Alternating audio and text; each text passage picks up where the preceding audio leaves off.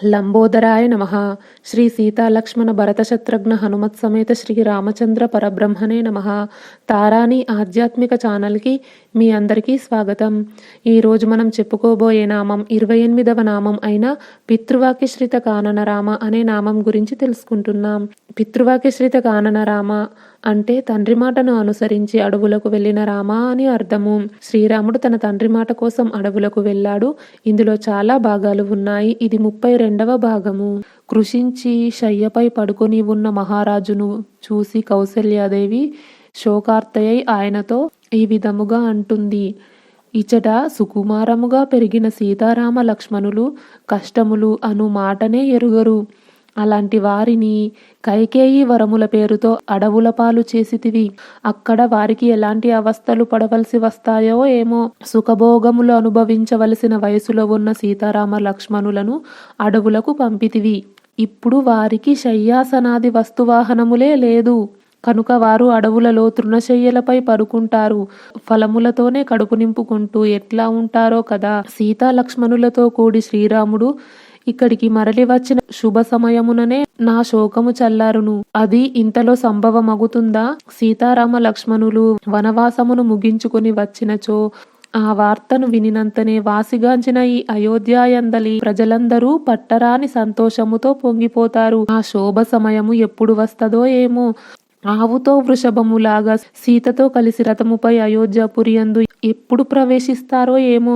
నా కుమారులగు రామలక్ష్మణులు అయోధ్య రాజవీధులలో ప్రవేశించినప్పుడు అక్కడ చేరి ఉన్న వేల కొలది పౌరులు ఆనందంతో వారిపై పేలాలు చల్లెడి శుభ సమయం ఎప్పుడు వస్తుందో కదా. చక్కని కర్ణకుండలములను ధరించిన వారై ఉన్నతములైన ధనస్సులను ఖడ్గములను చేబట్టి శిఖరములతో కూడిన పర్వతముల వలె కనిపిస్తూ రామలక్ష్మణులు అయోధ్యలో ప్రవేశిస్తుండగా చూసేడి భాగ్యము ఎప్పటికీ సమకూరుతుందో ఏమో. సీతారామ లక్ష్మణుల రాకతో ఎంతో సంతోషించే కన్యలు బ్రాహ్మణోత్తములకు పువ్వులను పండ్లను సమర్పిస్తూ అయోధ్యపురికి ప్రదక్షిణాపూర్వకంగా నమస్కరించు శుభదినము ఎప్పటికి వస్తుందో ఏమో. పరిణతి చెందిన ప్రజ్ఞాశాలి దేవతల వలె నిత్య యవ్వన శోభలను కలిగియుండువాడు ధర్మజ్ఞుడు అయిన శ్రీరాముడు 3 సంవత్సరముల చిన్నారి వలె ముద్దు మురిపెములను గూర్చుచూ నా ఒడికి ఎప్పుడు చేరునో కదా. ఇది కౌసల్యాదేవి అమృత వాత్సల్యమునకు మచ్చుతునక: ఓ రాజా, నేను పూర్వజన్మలో పాలు ద్రాగుటకై ఆరాటములతో తల్లుల పొదుగులను చేరిన దూడలను ఆ తల్లుల నుండి వేరు చేసిన క్రూరాత్మురాలినై కసాయి దానినై ఉన్నానేమో. లేకపోతే ఈ దుర్గతి నాకు పట్టదు. ఇది నిశ్చయమే సుమా. ఓ నరోత్తమ రాజా, లేగదూడకు తల్లి అయిన గోవు వలె నాకు పుత్రుడని నా ప్రాణము.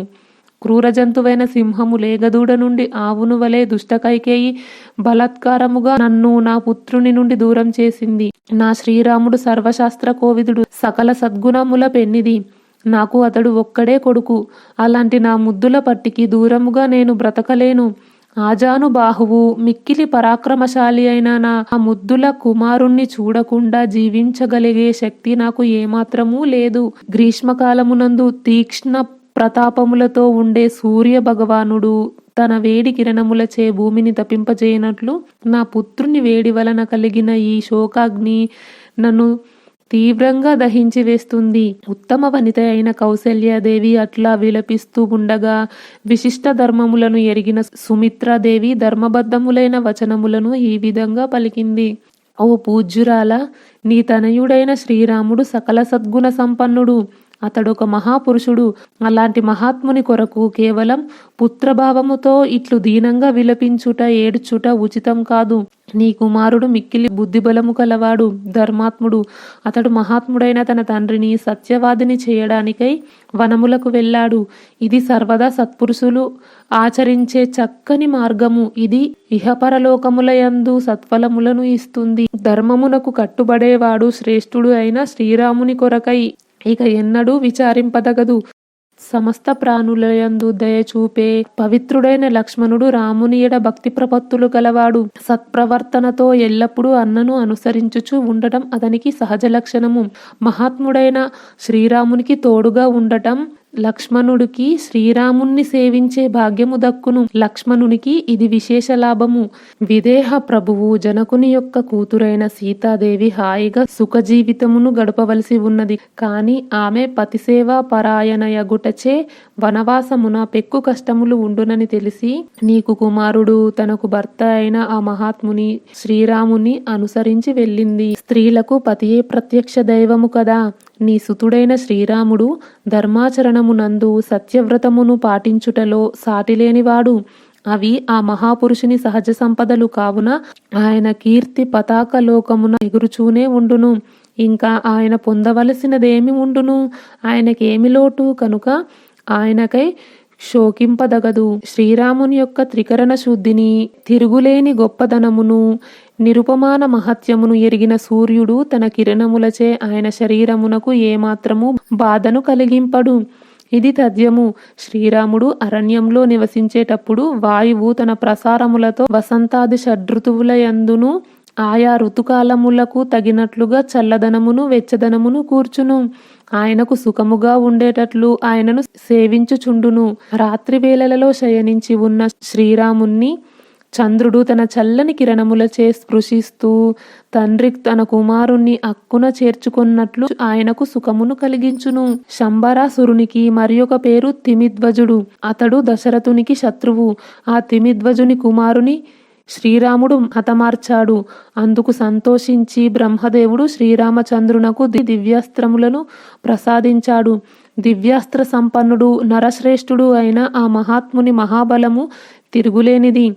అందువల్ల అతను అరణ్యమున సైతము సొంత గృహములో ఉన్నట్లే ప్రశాంతంగా నిర్భయంగా నివసించగలడు. దేవి, శ్రీరాముడు వనవాసమును అనాయాసముగానే పూర్తి చేస్తాడు. ఏలనగా ఆయన బాణముల మార్గమునకు ఎదురుగా నిలబడిన శత్రువు ఎంతటి వాడైనా నేలపాలు కాక తప్పదు.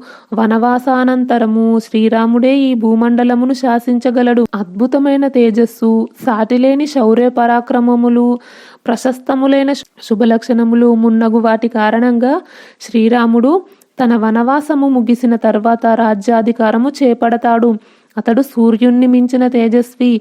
అగ్ని యొక్క దాహశక్తి ఆయన ముందు నిలవజాలదు. లోకమున గల ప్రభువునకే ప్రభువైన వాడతడు. సంపదలకు పెన్నిది, కీర్తికి వన్నె తెచ్చువాడు. సమస్త ప్రాణులకు భూమి ఆధారము కాగా ఆ భూదేవికి ఇతడు ఆధారము. అనగా సమస్త భూమండలము ఆయన పాలనలో సురక్షితంగా ఉంటుంది. అతడు భాగ్యవంతులకే భాగ్యప్రదాత. సమస్త ప్రాణులలో మేలుబంతి, సర్వ సద్గుణ విధానమైన అలాంటి మహాపురుషునికి అరణ్యమైనను నగరమైనను ఒక్కటియే. ఎక్కడ ఉన్నా ఆయనకు ఏ లోటు ఉండదు. మహాపురుషుడైన శ్రీరాముడు అతి త్వరలో భూదేవి, సీతాదేవి, విజయలక్ష్మి అను మువ్వురితో పట్టాభిషిక్తుడు కాగలడు. అనగా విజయలక్ష్మితో సీతాదేవితో కూడి శ్రీరాముడు శీఘ్రమునగే అయోధ్యకు చేరుతాడు. వెంటనే ఈ భూమండలము అంతటా ప్రభు అవుతాడు. అయోధ్య వాసులందరూ వనములకు వెళ్లుతున్న శ్రీరాముణ్ణి చూసి దుఃఖభారముతో కృంగిపోతూ కన్నీరు మున్నీరుగా విలపించారు. పరాజయమును ఎరుగని శ్రీరాముడు నారచీరలను దాల్చి వస్తుండగా సాక్షాత్తుగా లక్ష్మీదేవియే సీతాదేవి రూపంలో ఆయనను అనుసరించెను. అలాంటి మహాపురుషునకు సాధ్యము కానిదేమి? ధనుర్ధారులలో శ్రేష్ఠుడైన లక్ష్మణుడు బాణములను ఖడ్గమును ధరించి స్వయంగా శ్రీరామునికి ముందు భాగంలో నడుస్తుండగా ఇంకా ఆ ప్రభువుకు కొదువ ఏమి? ఓ దేవి, శ్రీరాముడు తన వనవాస దీక్షను ముగించుకొని త్వరలోనే తప్పక తిరిగి వచ్చి నిన్ను చేరుతాడు. ఇది ముమ్మాటికి తథ్యము. కనుక నీవు శోకమోహములను వీడుము. ఇంకా ఏమాత్రము విచారపడవలదు. ఓ పూజ్యురాలా, ఓ కళ్యాణి, ఉదయిస్తున్న చంద్రునిలాగా ఆహ్లాదము గూర్చుచు నీ చరణముల చెంత మోకరిల్లి నమస్కరిస్తూ ఉండేటి శ్రీరామచంద్రుణ్ణి మరలా నీవు చూడగలవు. ఓ దేవి, త్వరలోనే మన శ్రీరామచంద్రుడు అయోధ్యకు వస్తాడు. సింహాసనమును అధిష్ఠించి రాజ్యలక్ష్మిని చేపడతాడు. అలాంటి శుభ సమయమున నీ నేత్రముల నుండి పెళ్ళుబికి వచ్చు ఆనందాశ్రువులతో ఆయనను నీవు అభిషేకిస్తావు. సోదరి, శ్రీరామునికి ఎలాంటి ఆపద వాటిల్లదు. కాబట్టి మనోవ్యధను మానుము. ఇక శోకముతో పనియే లేదు. అతి శీఘ్రముగా సీతాలక్ష్మణ సమేతుడై వచ్చేసిన శ్రీరాముణ్ణి చూస్తావు. ఓ పుణ్యాత్మురాలా, దేవి, ఈ ఆపద సమయంలో అశేష జనావళి కన్నీటిని తుడిచి ఓదార్చవలసిన నీవే ఇట్లు కలత చెంది దుఃఖములతో కృంగిపోతే ఇక చెప్పవలసిందేమి ఓ దేవి, ఈ లోకమున శ్రీరాముని వంటి సత్పురుషుడే లేడు. అట్లాంటి రాముణ్ణి కన్న తల్లివి నీవు, కాబట్టి నీవు దుఃఖించుట ఏమాత్రమూ తగదు. అలాంటి మహాత్ముడైన నీ సుతుడు తన ఆత్మీయులతో కలిసి నీ చరణములకు ప్రణమిల్లుతుండగా చూసి వెంటనే సకాలముగా వర్షించే మేఘాల వలె నీవు ఆనందాశ్రువులను స్రవింపజేయగలవు. అందరి కోర్కెలను తీర్చే నీ కుమారుడు అయోధ్యకు తిరిగి వచ్చి వెంటనే తన ఘనబాహువులతో మృదువుగా నీ పాదములొత్తగలడు.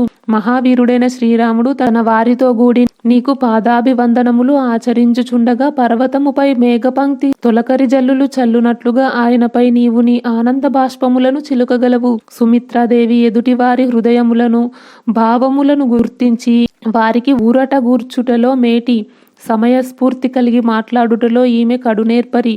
పూజ్యురాలైన లక్ష్మణమాత శ్రీరామ జనని అయిన కౌసల్యాదేవిని పలు విధాలుగా ఓదార్చుచు ఇట్లా పలికి మిన్నకుండెను.